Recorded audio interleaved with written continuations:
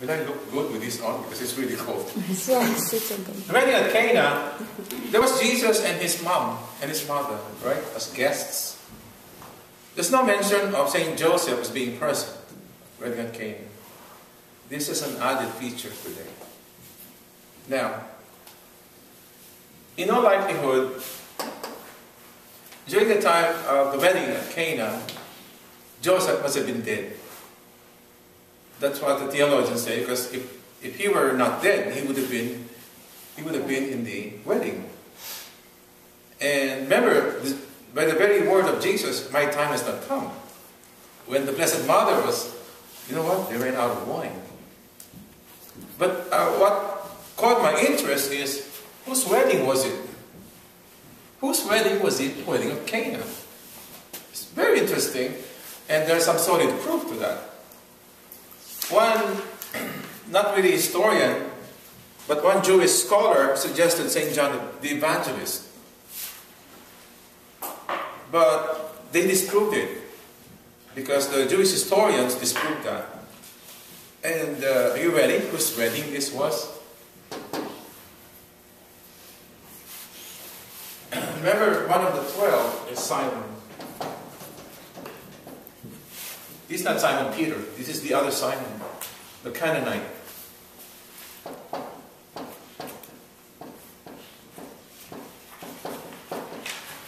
It was his wedding. It was Simon. Remember Simon the Zealot, one of the 12. This was his wedding. Now who was he? He was the son of Cleopas.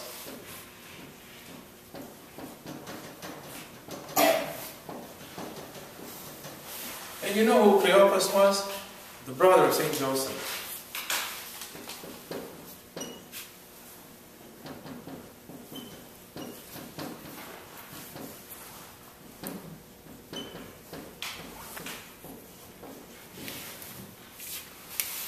One good thing to know about Bible class.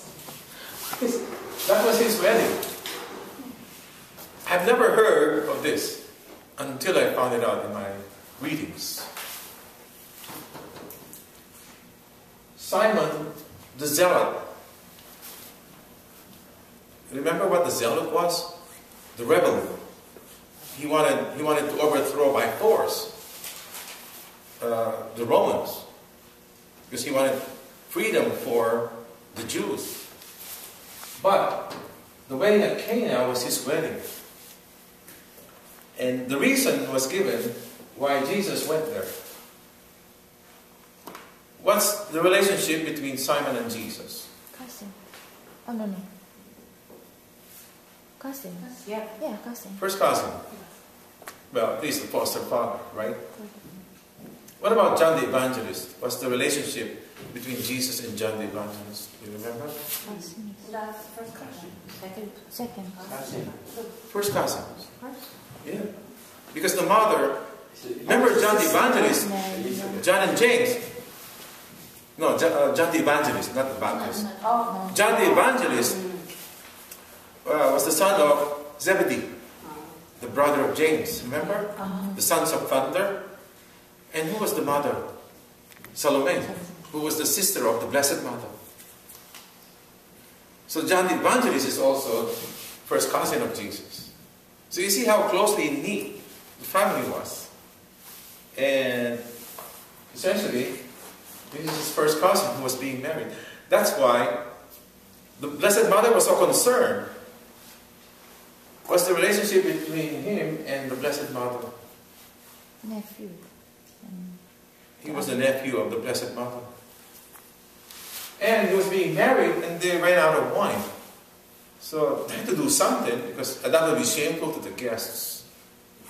Now you understand why Jesus did what he did. And why the Blessed Mother said what she said. Do whatever he tells you. Because the Blessed Mother couldn't perform such miracles. Only Jesus could. He's God. Now you see, you can connect the dots. Because these are small details that you can really appreciate the things that Jesus said and did.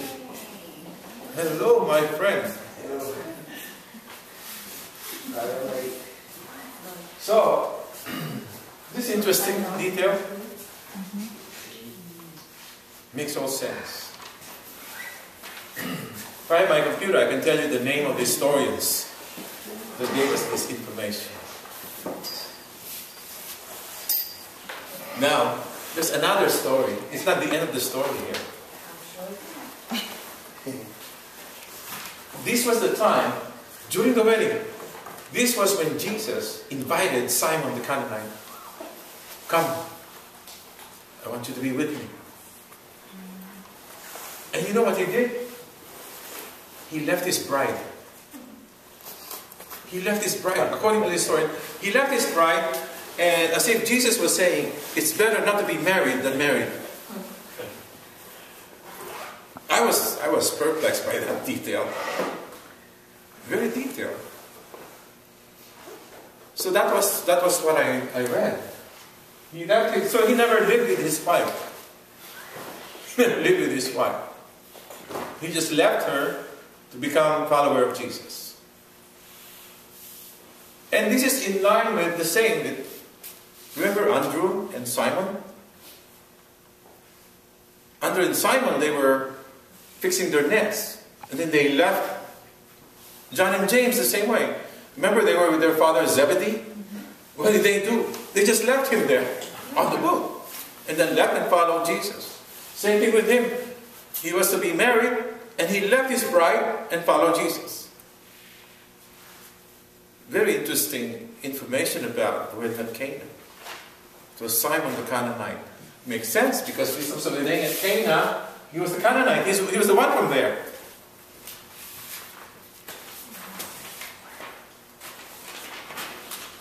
Yes. That they didn't tell you. So there was a wedding, but there was a wedding, but there was no honeymoon. No honeymoon. I was thinking of Saint Anne. I mean, the Blessed Anne. Oh no. Because they're saying that information was there very specifically. It's better not to be married than married. Amen. If you are to follow Jesus, one of the 12. So, based on that information, the only apostle that I knew who was married was Simon Peter. Because he had a mother-in-law. But why did they say that it's better to be not married? Not married than married. Well, that was Jesus' word to him. In other words, it's God's will that he not be married. Could it be that Jesus must be thinking that, if we're going to be really married, the wife will be a sort of a bondage to you, right? Right. It will not be a happy marriage because Simon will be following Jesus all throughout. Exactly. It's not that per se it's better not to be married than married. What Jesus meant is, if you were to follow me really strictly, it's better that you don't get married because of the expectations of you. Because if you're one of the 12, you'll be wandering all over the place. What about your family? Well, wedding at Cana happened, his first miracle happened. That was his first miracle. Yeah, he didn't have the 12 disciples yet. He was still calling them. In fact, the gospel on Sunday is calling the first disciples. Remember that? Yeah. Andrew, Simon, then James and John. So that means Simon is the first apostle. No. Andrew. No, it was Andrew. But This was after. Andrew. Wedding at Cana was after. Remember, the Bible is not a history book. Keep that in mind. If you want history, don't read the Bible. Because the Bible is the book of salvation. It's not a history book. You don't really see history here chronologically as they happen. Even the readings you can see, we go back and forth. That's the reason. Okay? Any question? There's something to teach you with some information again.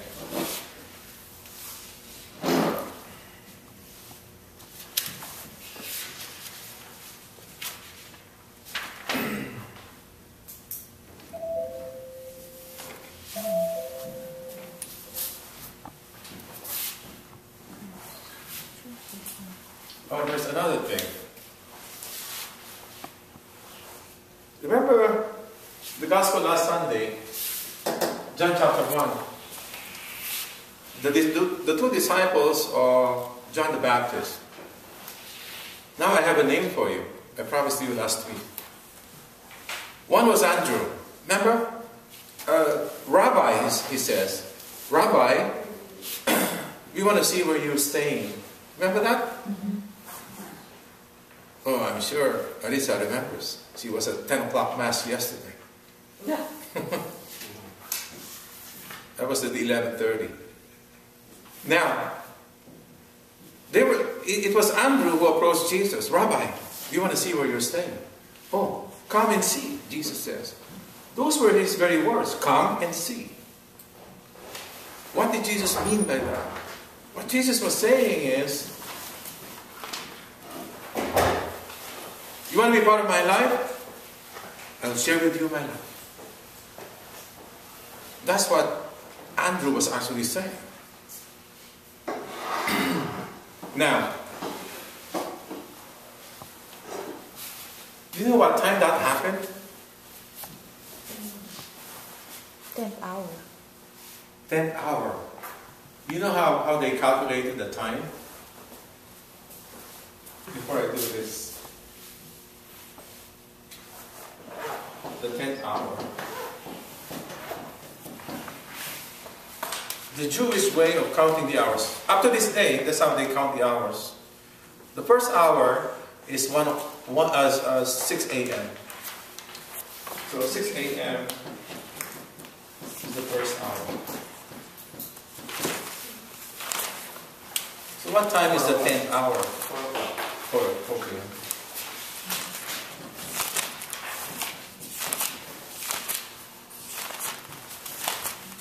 So if you have to appreciate the gospel, you have to understand this too. That's how the Jews would count the hours.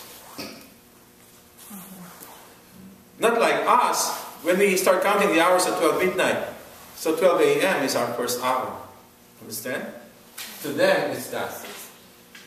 So this gospel actually happened at 4 o'clock in the afternoon.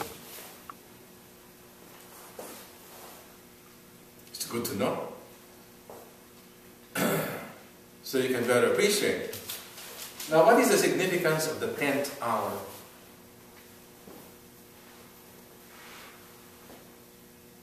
What is the significance? Is there any meaning to that? The 4th hour?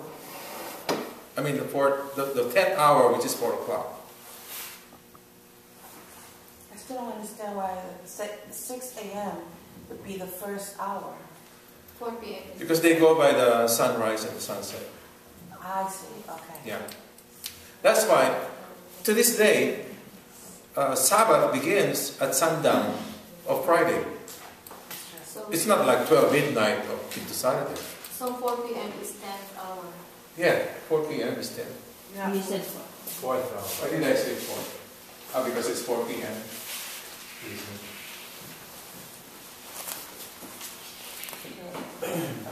So the 10th hour is 4 p.m. Now, what is the significance of 10?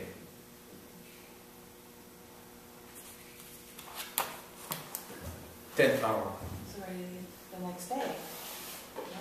No, it's 4 p.m. 4 p.m. It's not the next day, it's still like the same. the sundown is at that time, isn't it? Like 4 to 5 p.m. the sun goes down.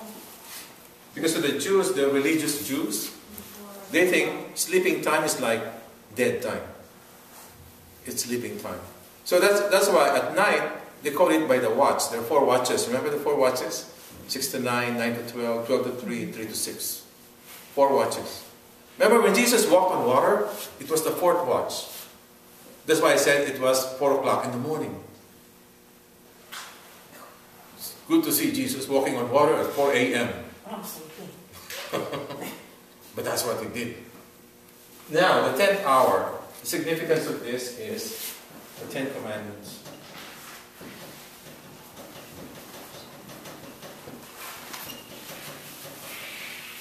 Jesus calls himself the bridegroom. The Gospel in Mark chapter 2, Monday, he calls himself the bridegroom. By calling himself the bridegroom, it's just like saying, I'm God, I'm divine. Because it's both. Okay?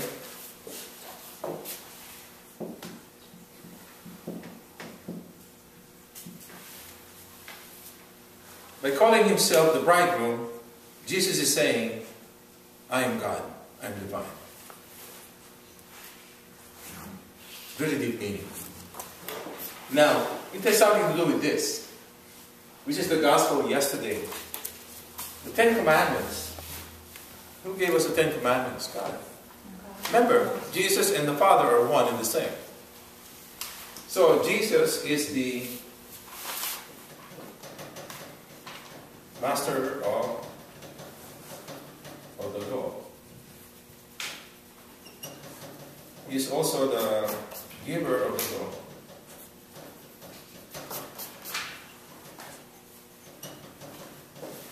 And he is also the teacher of the law in one.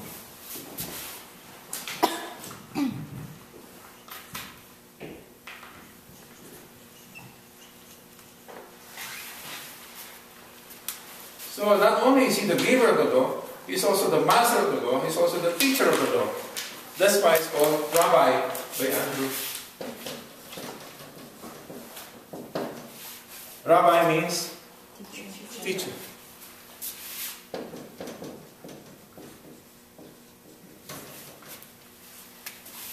This is the essence of this gospel. And Jesus wanted to say, come and see, come and see. I want to show you, I want to teach you the law. Because I gave the law. I know the law. Come and see, I want to show you the law. 10 Commandments, 10th hour, 4 o'clock in the afternoon. I will show you. Andrew was the first apostle. And then he showed his brother, Simon, his older brother. Come, I met the Messiah, remember? And Simon Peter came. And Andrew at that point had been relegated to apostle number 2. And then John and James came aboard. John and James, sons of Zebedee. Andrew became apostle number 4. So who was the second disciple of